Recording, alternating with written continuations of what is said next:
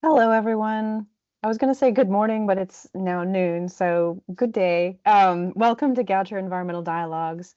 If this is your first time joining us, I'm Dr. Jen DeRosa. I'm the director of our Environmental Sustainability and Management program at Goucher College.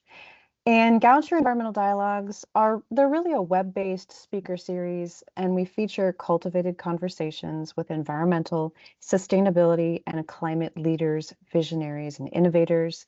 And this series is hosted by Goucher's Innovative Masters in Environmental Sustainability and Management.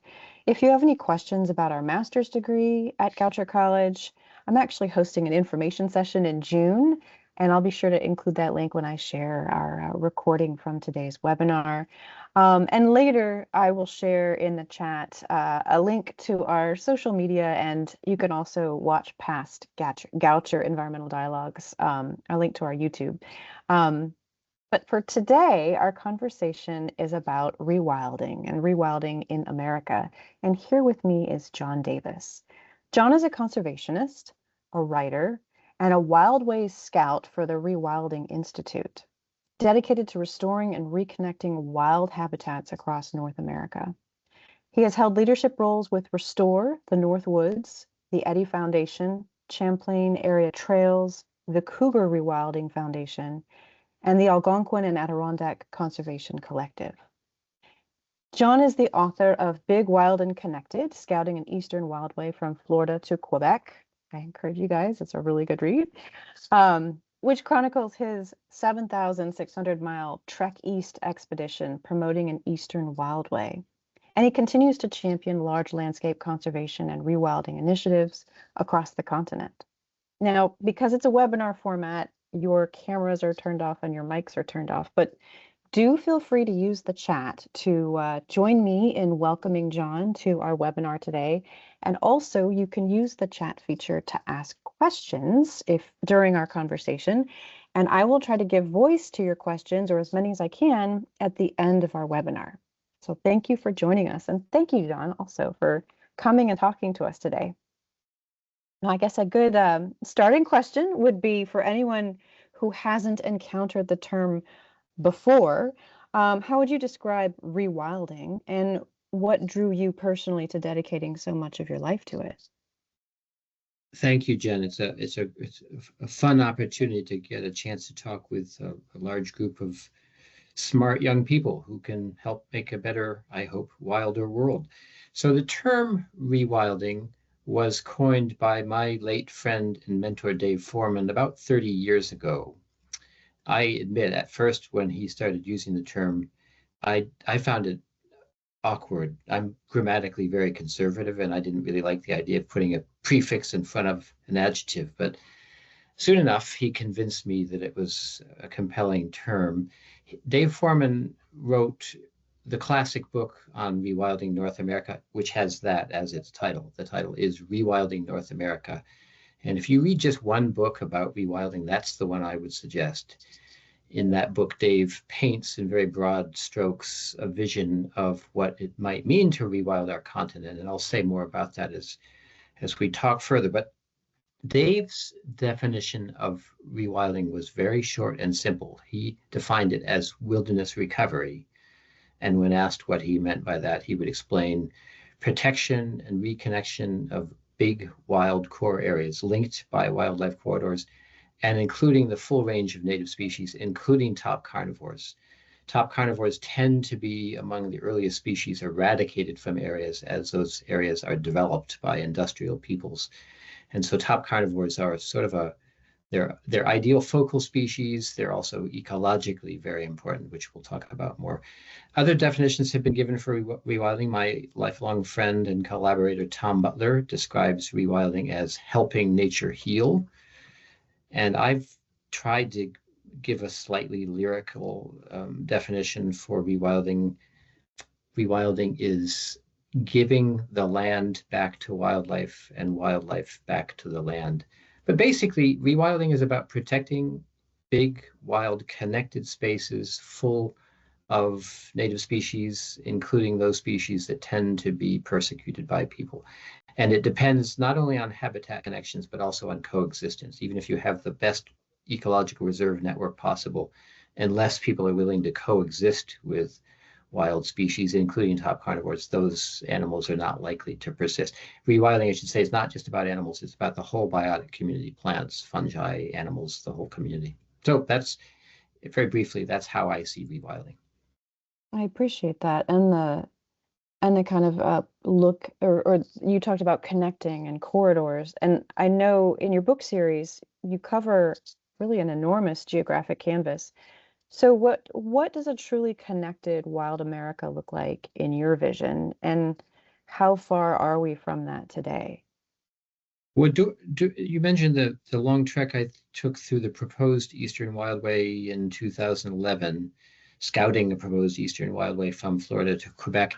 That's the most difficult of the continental wildways that Dave Foreman described in his book, Rewilding North America. That's the most difficult one to achieve because the Eastern United States, we all know, is very heavily populated. It has dense road networks. It is full of towns and cities and farms and other areas that are not necessarily particularly friendly toward wide-ranging wildlife. But I concluded at the end of that 10-month-long trip that even here in the eastern United States and southeastern Canada, a continental scale wildway is still possible.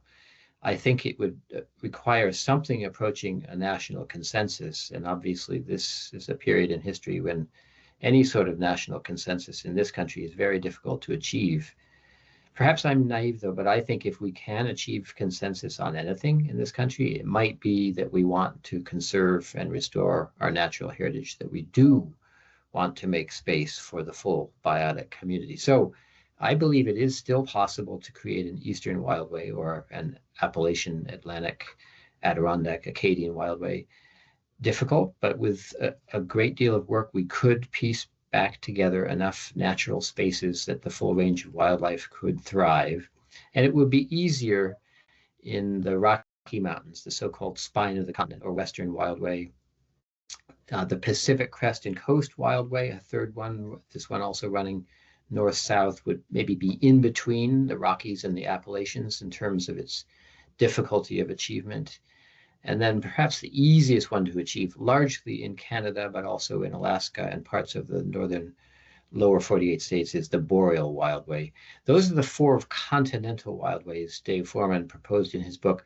Others of us have since urged that we consider a Gulf Coast Wildway running east-west along the Gulf of Mexico, and a Great Plains Wildway running north-south through the short grass prairie of the Great Plains. Those are the ones easiest to achieve in the near term, but we should not give up on natural spaces anywhere. We should be protecting wild nature wherever we can, and to varying degrees, whether it can be fully wild or partially wild. We should do our best to coexist with and leave ample space for all our wild neighbors.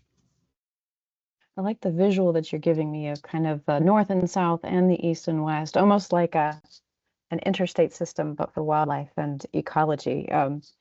Now, before we get into some of the difficulties that this concept faces, I wanted to ask, since reading your book and seeing that you've traveled to so many of these wildlife corridors by foot and bike and canoe, is there a single moment or landscape that stopped you in your tracks and reminded you, and perhaps there's too many to mention, but like kind of reminded you why exactly this work matters?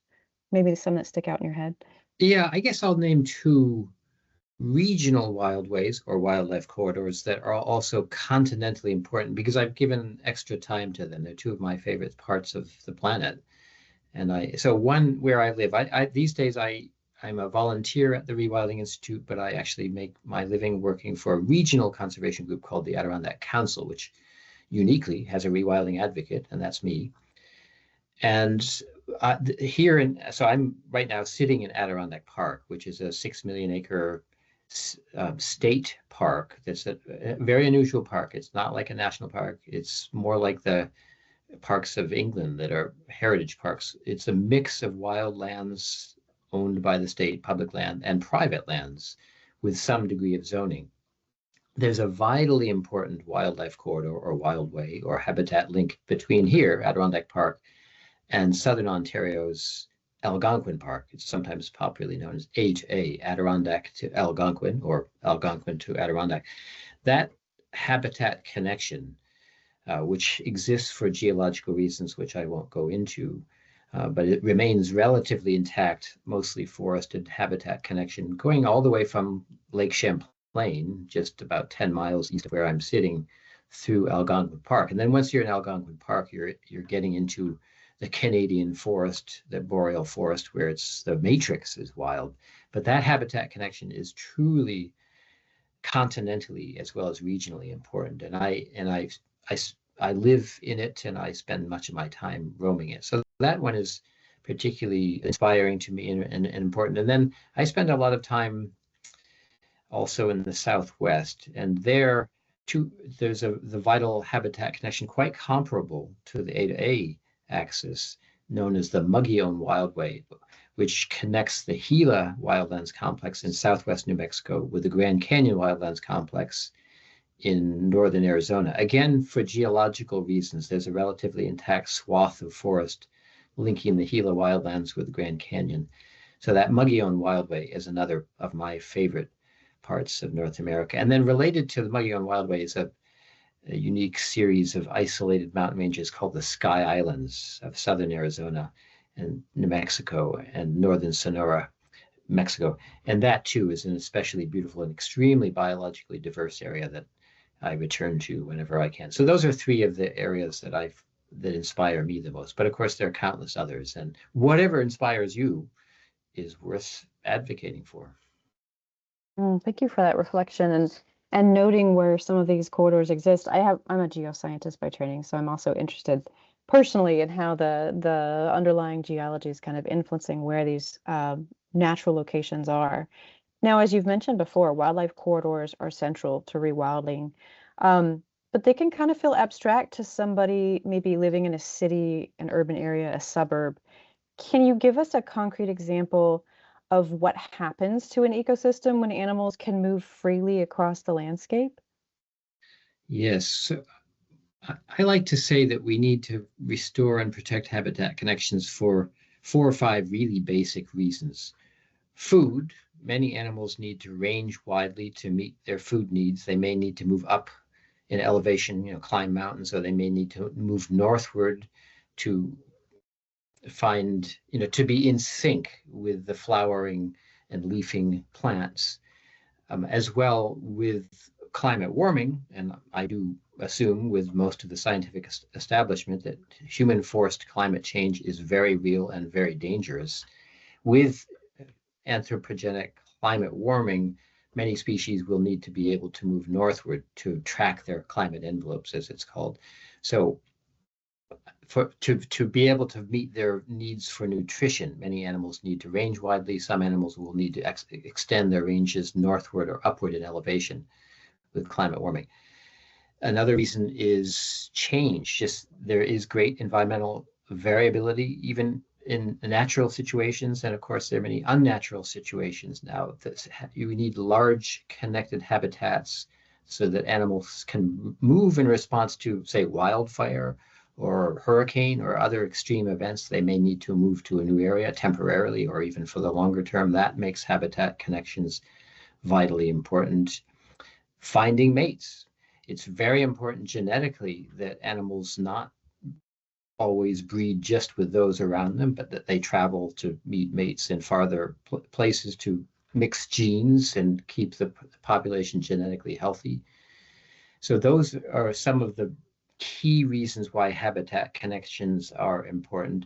And then, some animals and most plants are very local. They don't move around that much, but there are species like wolves, cougars, wolverines, elk, bison, raptors who range very long distances and need to be able to move through healthy natural habitats and need to be able to arrive at healthy natural habitats. So those are some of the basic reasons why habitat connections are vital. When habitat is fragmented, when animals lose the ability to move, they are less likely to be able to meet their daily and seasonal needs for nutrition and water and mates, and they are more likely to suffer gradually from genetic inbreeding. Inbreeding depression, it's sometimes called. I often think when I'm flying over the United States and I'm looking out the window, so I like the window seat, you can really see that habitat fragmentation when you're just looking out the window. You can see that there's like pockets of wild spaces, but very less likely are they connected to each other. Um, and you're absolutely right. As things are getting warmer, animals are migrating to higher latitudes. They're also migrating to higher altitudes, elevations. Um, so we can definitely see the need for wildlife corridors.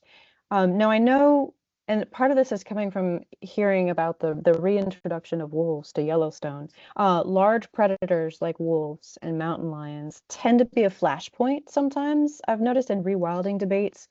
How do you talk to ranchers and farmers or rural communities that see those animals as a direct threat to their livelihoods? I think we need to begin with sympathy and compassion and realize there are people whose livelihoods may at least seem to be jeopardized by some predators or other species. So I think it's important at the outset to say that society as a whole should share the costs and the benefits of rewilding. We should not expect farmers or ranchers simply to simply take the losses if they lose livestock to predators. They should be compensated in some way. I think there should be programs to subsidize animal husbandry practices that decrease the likelihood of native predators feeding on livestock. So I think we need to start with an understanding that farming and ranching can be very difficult businesses, and we, as consumers and as fellow people of the country, should be willing to bear the costs of rewilding efforts. They should not fall simply on a small number of private landowners. That said, I believe there actually are many places where ranching happens now and really probably should not happen. The Bureau of Land Management lands in the Western United States and many Forest Service lands in the Western United States are grazed by commercial livestock at a loss to American taxpayers and at tremendous ecological cost. I think we should probably create programs to basically buy out ranchers on public lands in the American West, pay them handsomely to retire the grazing allotments and just remove the livestock from those public lands.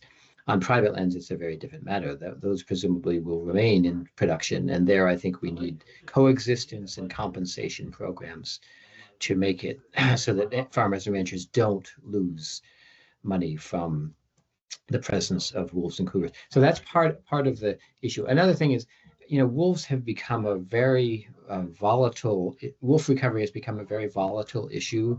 I mean, for reasons I don't understand, it's almost as if wolves are perceived as being liberal Democrats by some conservative ranchers in the West. There's no reason for that. Obviously, wolves don't vote; they're not political, but they are perceived as somehow being part of the liberal agenda, which it really I think is nonsense, but that's the perception. So I think we have to try to counter that narrative and make it clear that wolves and other native species are part of our natural heritage. They should be important to all of us: Republican, Democrat, Independent, Green, Socialist, whatever affiliation a person may have. They should care about their wild neighbors. And I think we also need a tremendous amount of education that, in fact, wolves do not eat all that many sheep or calves. Cougars, I think, even fewer. Actually, maybe I shouldn't say that. I'm not sure about the numbers, but it does happen occasionally that cougars or wolves or other native predators will feed on large livestock. I think that problem has been exaggerated. I think there are ways of discouraging that, but I think there should be compensation programs for farmers and ranchers who do lose livestock. If the tallies were done, I think we would find actually more agricultural losses are caused by large herbivores than by predators. Where I live in the Northeast United States, I think probably many farmers would agree deer are a much bigger problem for farmers than predators are. They may lose a few chickens a year to foxes or weasels, but they're probably losing a lot more than that if they're growing crops to deer browsing. And another, one of the main arguments, I don't think we should rely too much on utilitarian arguments. I think they're aesthetic and spiritual even and ecological and moral reasons why we should restore the missing species, particularly the top carnivores. But if we do want to use utilitarian arguments occasionally, you can come up with some pretty strong arguments in support of large carnivore recovery, partly because large carnivores, wolves and cougars particularly, help hold in check the numbers of large herbivores like deer and elk. Yes, that's just what I was thinking, is that like even in Baltimore City, there's been a debate going on about the really large population of deer that we have and how to handle that. And you're absolutely right. If we allow more leeway for our larger predators, then the deer population problem becomes less of a problem because the ecosystem is taking care of itself. Yes. I know, and this is piggybacking off of your response to the last question. Rewilding often runs into a wall of competing interests. You mentioned like private, public land ownership, infrastructure, politics as well, which you touched base on. So where do you see the most promising cracks in the wall right now?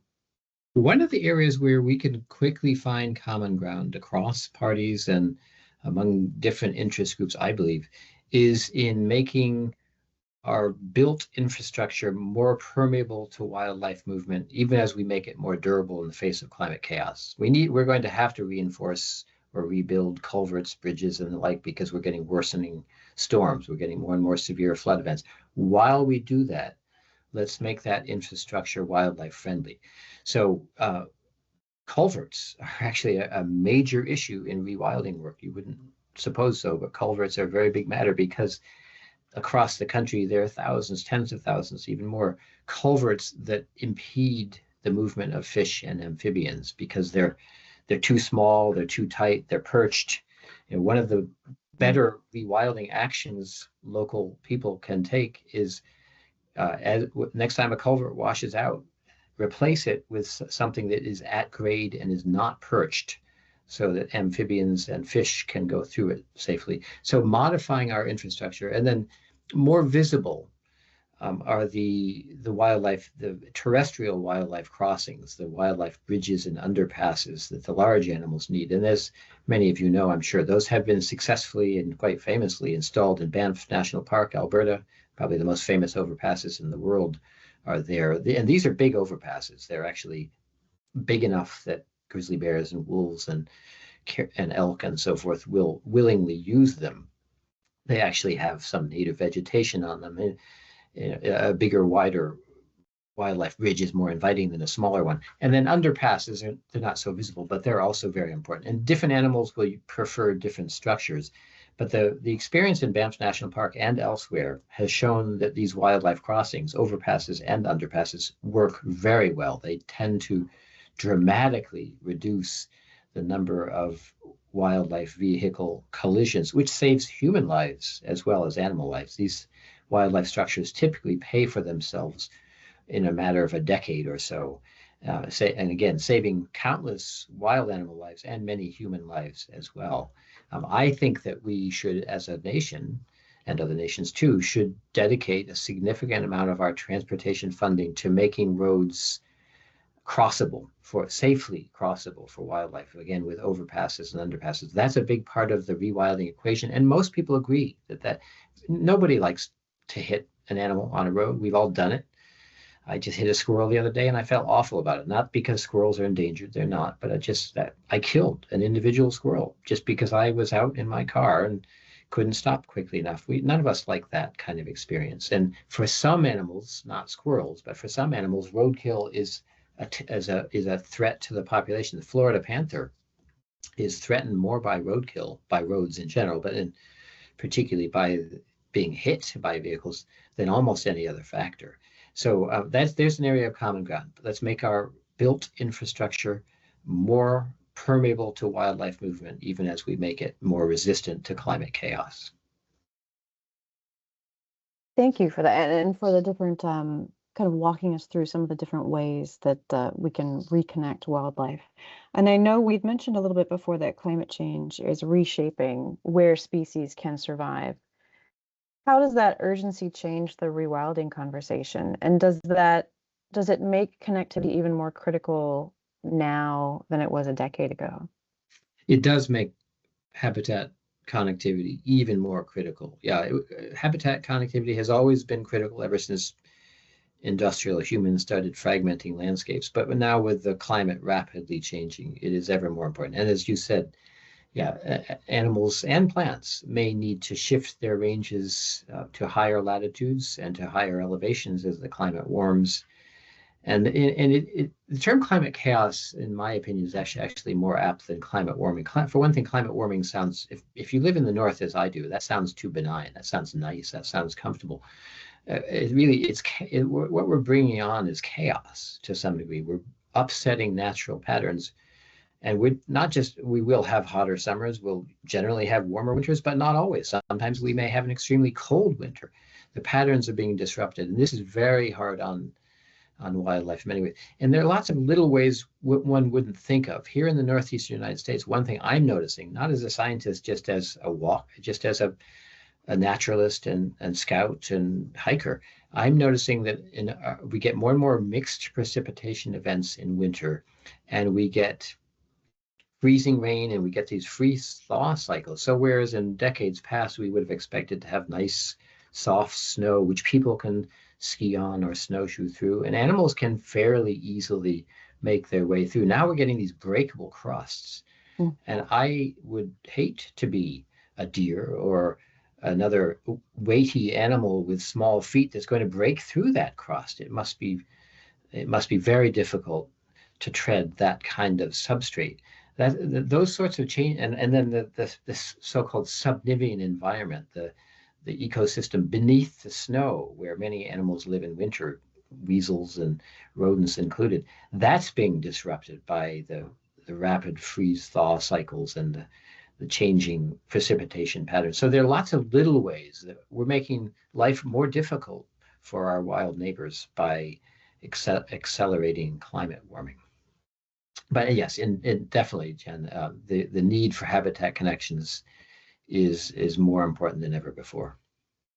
Yeah, your examples made me remember not very long ago, January, February here in the Mid-Atlantic, we had a snowstorm and then an ice storm on top of the snowstorm, which made what I called the glacier, which kind of sat over the ground in Maryland for a good 3 weeks before it started to contract at all or melt. And you're right. I mean, if I couldn't even get my feet through that ice, I think the local people in Baltimore were referring to it as snowment because it was like cement. And if we can't even put our feet through it, what are the wildlife doing, especially if they're living under it or trying to traverse it? Exactly. I want to remind our audience before I ask my last two questions that please feel free to post a question that you might have for John in the meeting chat, and I will try to give voice to them in a few minutes. A few of you have already done that, so I'll try and get to your questions in just a second. I wanted to ask you, John, most people that join us in our webinar today, they don't own thousands of acres or a ranch. So what can maybe an ordinary person, like a homeowner or a hiker or a voter, actually do to meaningfully support the rewilding initiatives where they live? A few almost random examples, because there are countless. One, if you are someday a landowner and you own even if it's a small piece of land, you can probably do something good for wildlife on that land. And by the way, I should emphasize these continental wildways that you see in Dave Foreman's book, Rewilding North America, those are not all public land, especially here in the East. An Eastern wildway, at least for the foreseeable future, will be largely, maybe primarily, private land. So private land conservation is urgently needed, and we as a society and governments need to find and implement strong incentives for good stewardship of private lands. We can't depend entirely on public wildlands, although we need as many public wildlands as possible. But as landowners, if we own forest, we can let the trees grow big. If we have to log for financial reasons, we can do so in a relatively gentle, sustainable way. If we don't have to log, it's better for the forest to just let it grow, let it be natural. If you have just a small area with a yard, you may be able to do a pollinator garden. There's an entomologist named Doug Tallamy, who's written books about how to make our yards more diverse in terms of wildlife, largely insects and birds, but sometimes larger animals as well. If we drive, as almost all of us do, we can be very conscientious about how we drive. Slow down at night. Most roadkill happens at night. Slow down. If it's a warm spring evening and it's raining, try not to drive if you don't have to, because if you do, you're probably going to squash frogs or salamanders. It's fairly predictable when certain animals are moving, and if we can avoid driving, then we lessen the chance that we're going to kill some on the roadway. Let your elected officials know that you support allotting money for safe wildlife crossing structures like overpasses and underpasses. Vote for people who actually care about nature instead of people who ignore it or have disdain for it. Support local land trusts. Most parts of the United States and many parts of other countries as well have local land trusts that conserve lands through conservation easements, which are voluntary agreements with landowners, or by purchasing those lands and protecting them as ecological reserves. Those land trusts always need financial support. Many of them welcome volunteers. Sometimes land trusts will use volunteers to remove invasive species or to plant native trees in an area that's been damaged. One thing I want to emphasize is the importance of waterways. I've been mostly talking about or alluding to terrestrial ecosystems, but waterways are obviously urgently important for fish and amphibians and other aquatic organisms, but they also turn out to be very important for terrestrial animals. Some of the wide-ranging carnivores actually are likely to follow stream corridors when they disperse. So broad, wild riparian buffers are very important wherever we can get them in place. And I think we need to find ways to pay landowners to protect and restore their waterways than the land alongside them. So those are a few examples. And then one other thing I want to say, this is a long, complicated topic, but by and large, wildlife in the United States is managed by state wildlife departments, state fish and wildlife agencies, they go by different names, fish and game agencies, whatever the agency in your state. If they don't, the state wildlife agencies by and large do not hear much from people other than hunters and anglers and trappers and farmers. All those people should have input on how wildlife is managed, but so should wildlife watchers and naturalists and just everyday people who care about wildlife.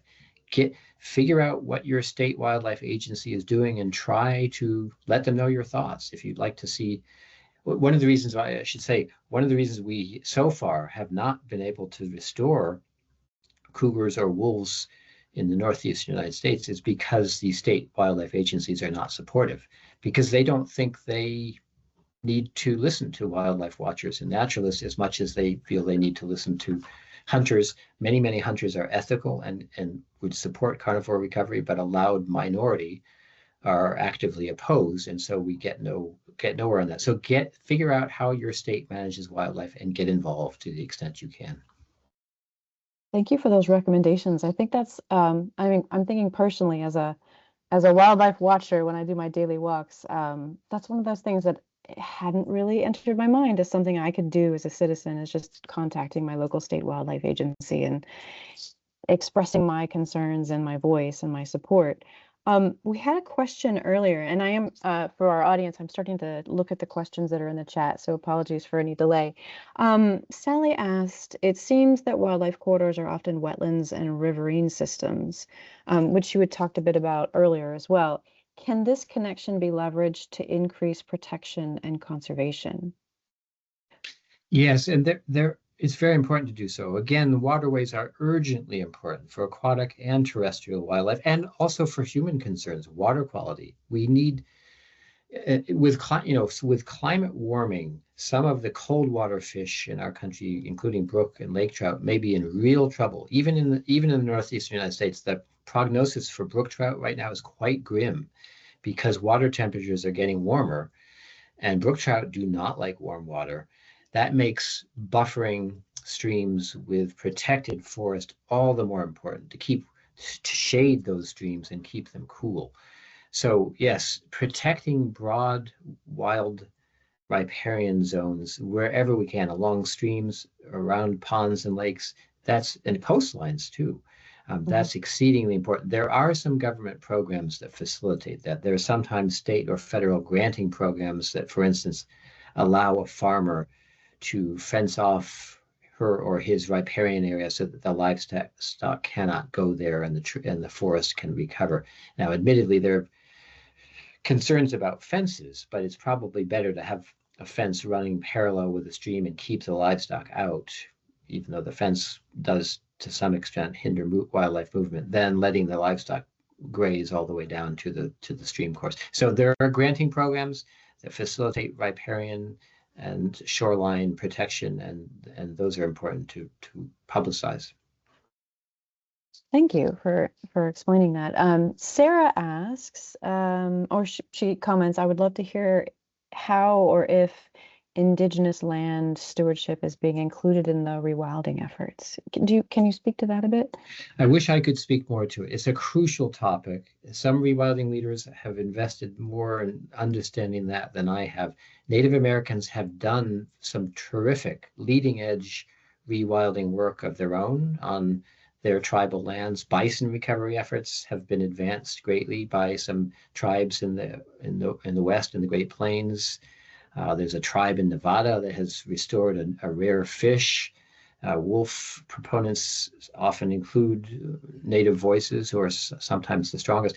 I believe that we conservationists who are not native should do much more to reach out to native peoples and try to work with them. They often have a stronger connection with these animals that have been extirpated or reduced by industrial society than we have. So um, excellent rewilding work has been done on tribal lands already, and much more could be done, and there could be much greater cooperation between conservation groups and native tribes. And I think all of us agree that would be very positive. Thank you for those specific examples that you gave. We had a question from Caroline in the chat. Are you seeing more push for reintroducing predators from the tourism industry? I saw that in Wyoming, wildlife viewing is making more money for the state than hunting these days. That is one of the pushes for carnivore recovery. Yes, more in the West than the East, partly because the carnivores were never completely eradicated from the West. And so people are more familiar with them, and there's less automatic, you might almost say knee-jerk reaction against predator reintroduction in the West. And of course the wolf recovery in Yellowstone has been publicized wide, and it has been tremendously successful. And indeed, wolf-based tourism, I think, generates much more revenue around Yellowstone than hunting does. That argument has been there. I have two friends. One of them recently, one of them passed away a few years ago, and the other, Chris Batts, still very much alive and active. They were co-founders of the Cougar Rewilding Foundation. They wrote a paper some years ago proposing that in Adirondack Park, again, where I live, and arguably the wildest landscape in the eastern United States, that we restore wolves and cougars and bison. And they actually gave some, after considerable research, they gave some economic arguments as well as ecological arguments why wolf and cougar recovery would be financially as well as ecologically beneficial for the region. And they also suggested this for bison. Now, bison is a bit more of a tenuous case because how present bison were before Euro-Americans eliminated them from much of the country. It's not clear how much they were present here, but yes, the arguments based on wildlife watching and the tourist dollars that generates, those can be very compelling arguments for carnivore recovery. Oh, but one reason I would say it's a little harder in the East also, it's sometimes harder to see most of the Eastern United States wants to be forest. It's harder to see a wolf pack. If we had wolves in the Northeast United States, we'd probably hear them much more than we'd see them. It's in Yellowstone, you can actually see them. It would be harder to actually see them in a place like Adirondack Park because it's thickly forested. That's a really good point. Any kind of wildlife viewing in any forest, whether temperate or tropical or boreal, is quite difficult. So more often Yes. you're doing kind of that auditory survey. But that's a good point. Still would be cool to hear the wolves howling in the Hmm. background now. We had a question from Professor Torres from Goucher. In your experience, what are some of the similarities and differences between how liberal-leaning folks and conservative-leaning folks understand and enjoy the great outdoors? Again, I think that our protecting in our natural heritage is a common ground issue. I think most conservatives care as much about our natural heritage as most liberals do. I think again, my late mentor, Dave Foreman, used to say that the biggest mistake the environmental community and the conservation community, and he distinguished them, but I won't get into that distinction. But he said the biggest mistake the environmental and conservation communities ever made was essentially abandoning conservatives and throwing in their lot with the Democratic Party. It was a big mistake. Conservation and environmental concerns should not be partisan. There's no reason why Democrats should be more concerned about our wildlife heritage or clean water than conservatives should be. Historically, some of the leading conservationists in Congress were Republicans. So I don't know how we get back to the time when conservation and environmental concerns were bipartisan, but we need to get there. And if you talk to people individually, you I think hunters sometimes oppose rewilding efforts. The but some hunters do sometimes, but many hunters are strongly supportive of rewilding efforts. Panthera has done. There's an effort to educate people to welcome the idea of a feasibility study for restoring cougars to the Northeast United States. Panthera, a leading wildcat research organization, has done some social science research finding surprisingly positive attitudes about the idea of cougars returning to the Northeastern United States. And actually, I think that the responses were slightly more positive on average among hunters than among non-hunters. And hunters, many hunters are conservative politically and yet actually very conservation minded. I think much of what is needed is education. I think we have our many people in this country have a narrow idea of what means wildlife, and we think of wildlife as being things that we like to see or to shoot or to hook, and really wildlife is a much broader thing. It's carnivores, it's fish, it's everything, and I think we need to help people realize what wildlife is all our wild neighbors, not just the ones that we especially enjoy seeing, and we should welcome all those wild neighbors. I appreciate that. And I was thinking too of just beyond just education, I would like to get people outside more. I feel like when people are outside more, it happens almost without realizing it, this kind of observation of nature, the respect for nature, the noticing nature more, and not to mention the mental health benefits of being outside more. We have another good question coming from Rebecca. How does invasive species management intersect with rewilding? Invasive species have become one of the leading causes of biodiversity loss. I think they're now ranked by many biologists as being in the top 5 reasons for declines in biological diversity. So in trying to protect and restore wildlife species, I think it is sometimes important to remove invasive species. I think there are places that if you have a big enough wild area, a big enough designated wilderness, I probably would say that we should just let things run their course, even if an invasive plant gets in there, probably let nature run its course and hope that natural processes will favor the native organisms. But they're in semi-developed and fragmented landscapes, I think active removal of invasive species often is important. There are wetlands where the Phragmites has displaced the cattails. That's problematic. Phragmites has less food value for wildlife than cattails do. They're in the forests in the Eastern Adirondack Park. I know European buckthorn has displaced some of the fruit-bearing trees to the detriment of wildlife. So I do think uh, in some places, I think we should just let be unmanaged. If they're big enough and wild enough and natural enough, just let them be. But in the more fragmented places, I think active removal of invasive species is often important. And Another argument for protecting big wild core reserves is they tend to be more resistant to invasion by invasive species. So, the best chance for keeping forests free or relatively free of pathogens like hemlock woolly adelgid and emerald ash borer is going to be in the big wild cores. These invasive species and pathogens tend to follow uh, roads, utility lines, and other sources of fragmentation. So another argument for big, wild, protected, connected spaces is they will be more resistant to invasion by exotic species. We have another question as well. Thank you for your response to that. This is coming from one of our students asking about basically rewilding effort on college campuses. So Goucher College has over 200 acres and lots of waterways within our 200 acres. Um, do you have any experience or cases of colleges that have been involved or universities been involved in this rewilding on their own campuses? And just curious, is there any thoughts on how we as a community should push our college for rewilding? Those would be great research topics, and I wish I could say more about them. Again, the author Doug Tallamy does some terrific writing and studying on how to make our yards and other semi-developed spaces wildlife friendly, again, particularly for pollinating insects and for songbirds. So that, the lessons from Doug Tallamy would be very relevant on campuses.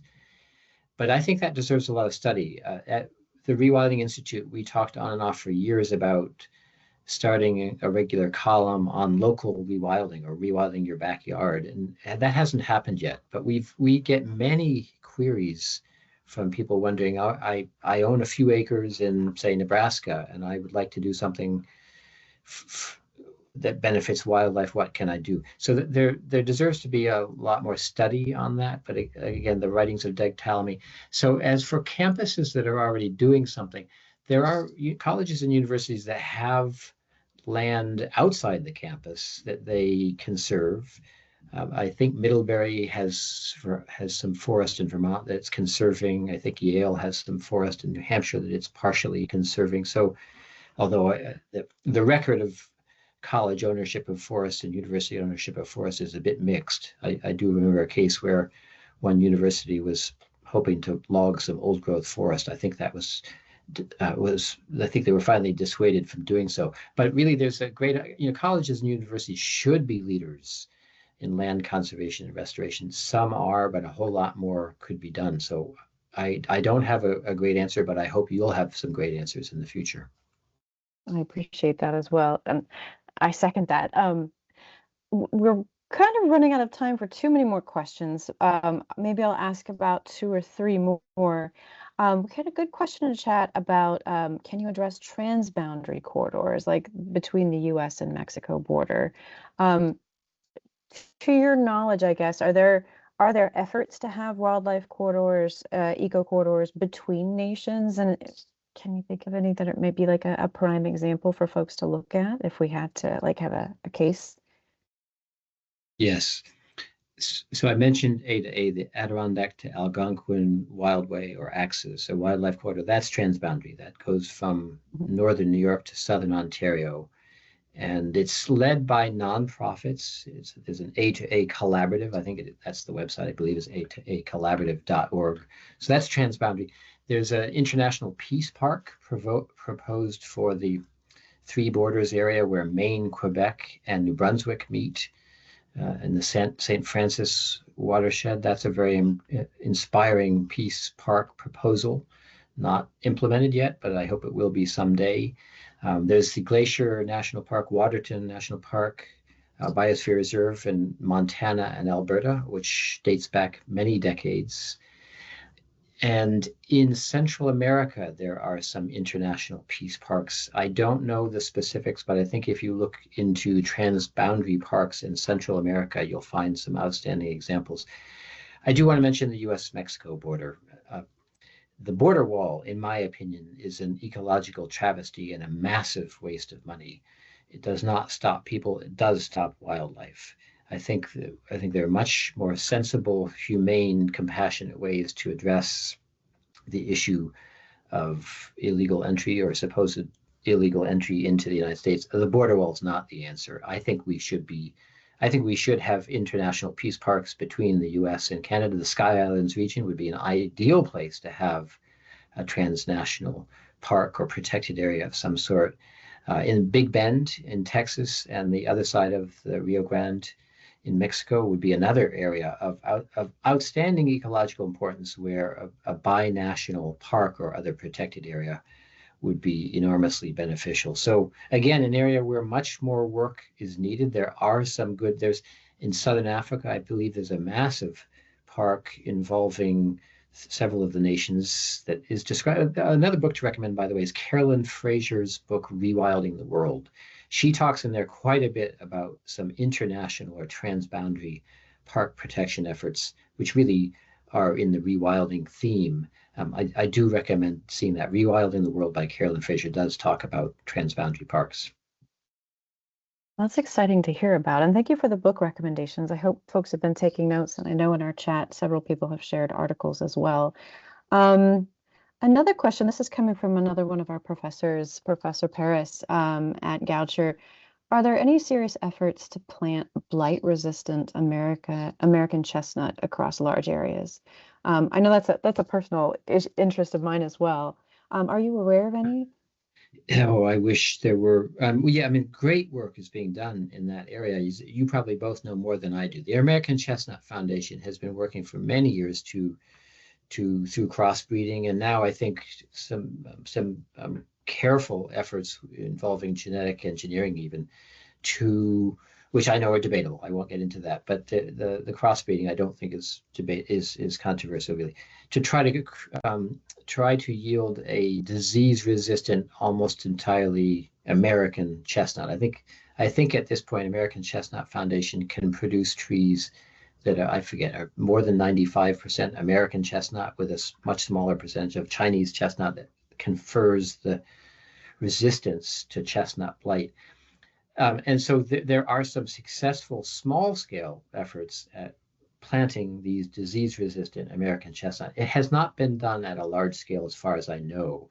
I serve as a volunteer steward for a group called Eddy Foundation, which helps protect land in Spit Rock Wildway, and including some old fields where we've been wondering and have had a preliminary chat or two with the American Chestnut Foundation about planting disease-resistant American chestnut trees as a way of speeding the recovery of forest on those lands and maybe adding a good food source, since some of the native trees that produce nuts, particularly beech, have been badly harmed by other pathogens. So good work is happening by the American Chestnut Foundation and volunteers with that. But large-scale planting efforts, I don't think have been done yet. Some small-scale efforts have been quite successful. That's promising to hear, but I think there's still room for more planting and growth in the future. I think since we're kind of getting close to our time, I'm gonna end with a final question. If you could see, we've talked about a lot of different rewilding corridors and successes. So if you could see one specific rewilding success story unfold in the United States, maybe over the next 20 years, one animal, one corridor, one region, what would you most want it to be and why? I'll be personal here and say I live for the day that cougars return to the forests around me. I would love to see a cougar track in the snow in Adirondack Park or in northern New Hampshire or anywhere in our region. So cougar recovery in the eastern United States, and particularly in the northern Appalachians and Adirondacks, is a personal goal and a goal I share with many colleagues, and it's an achievable goal. We have plenty of habitat, plenty of prey for cougars, but they probably won't make it back here on their own. Their nearest viable populations are too far away. They almost certainly need active reintroduction, probably more females than males for obvious biological reasons. And that won't happen until we have supportive citizenry. We have to have a strong movement of people who want to welcome home the missing carnivores, particularly cougars, for that to succeed. So if I were to say that the one wildlife goal I most crave would be cougar recovery in Eastern North America.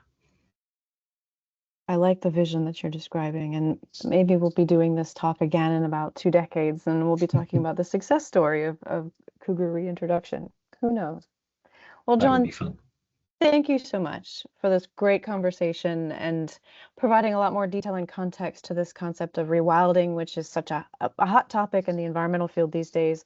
And I also want to thank our audience for joining us during their lunch breaks today, and also Taylor Settlinger in the background, who's been kindly letting everyone in from the waiting room. So thank you very much. A reminder too that this has been recorded, and I will send out the recording probably tomorrow. And if you have any further questions for John, you can feel free to follow up via email once I send the recording out. Thank you. Thank you so much. It was a pleasure.